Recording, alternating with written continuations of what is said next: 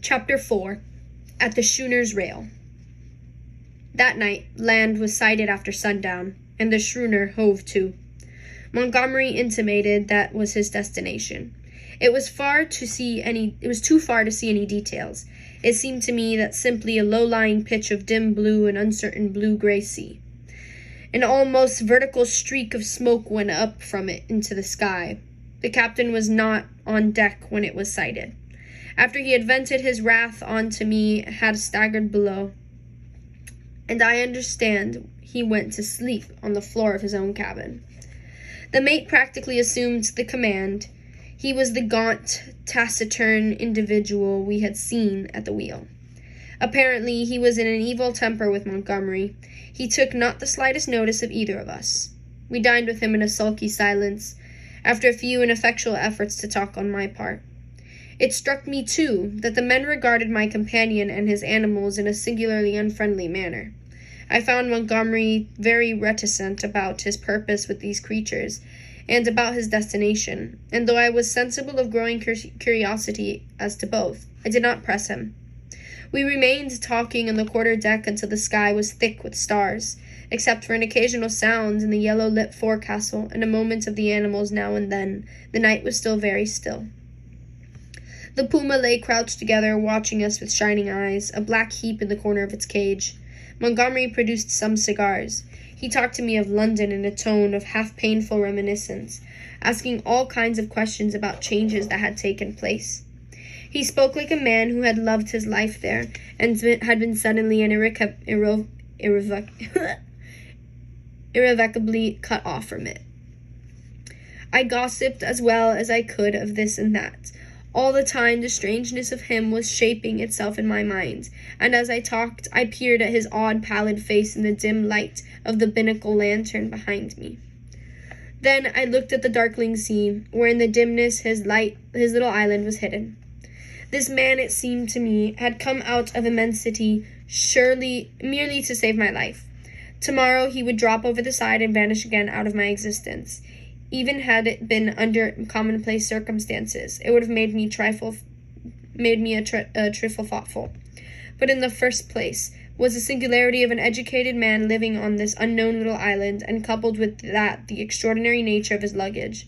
I found myself repeating the captain's question. What did he want with these beasts?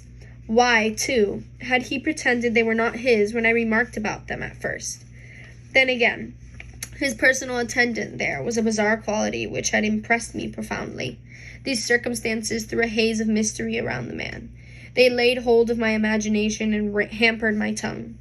Towards midnight, our talk of London died away, and we stood side by side leaning over the bulwarks and staring dreamily over the silent, starlit sea, each pursuing his own thoughts. It was the atmosphere for sentiment, and I began upon my gratitude. If I may say it, said I after a time, you have saved my life. Chance, he answered, just chance. I preferred to make my thanks to the accessible agent. Thank no one. You had the need, and I had the knowledge, and I injected and fed you much as I might have collected a specimen. I was bored and wanted something to do. If I'd been jaded that day or hadn't liked your face, well, it's a curious question where you would have been now. This damped my mood a little. At any rate, I began. It's a chance, I tell you, he interrupted. As everything in a man's life. Only the asses won't see it. Why am I here now, an outcast from civilization, instead of being a happy man enjoying all the pleasures of London, simply because 11 years ago I lost my head for 10 minutes on a foggy night? He stopped. Yes, said I. That's all. We relapsed into silence. Presently he laughed. There's something in this starlight that loosens one's tongue. I'm an ass, and yet somehow I would like to tell you. Whatever you tell me, you may rely upon my keeping to myself, if that's it. He was on the point of beginning and then shook his head doubtfully. Don't, said I. It's all the same to me. After all, it is better to keep your secret. There's nothing gained but a little relief if I respect your confidence. If I don't, well. He grunted undecidedly.